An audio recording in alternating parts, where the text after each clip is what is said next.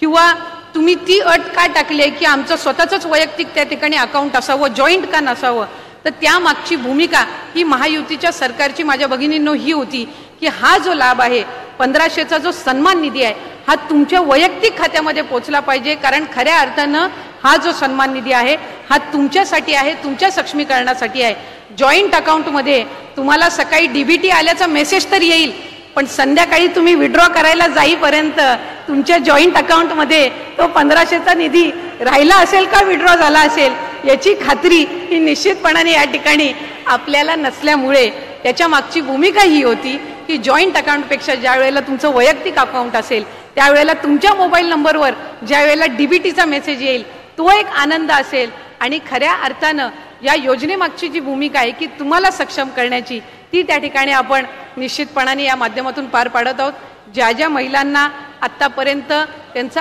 आधार bank खात्यासोबत link नसल्यामुळे सन्मान निधी वितरित झाला नसेल तेही सुद्धा प्रक्रिया स्थानिक प्रशासनाच्या माध्यमातून वेगाने सुरू आहे, त्यामुळे कुठलाही लाभार्थी कुठलीही माझ्या माता भगिनी लाभापासून वंचित राहणार नाही ही भूमिका त्या ठिकाणी महायुतीच्या सरकारने ठेवून खऱ्या अर्थानं रक्षाबंधनला तुमच्या सख्या भावाला तुम्ही ओवाळून त्यांनी तुमच्या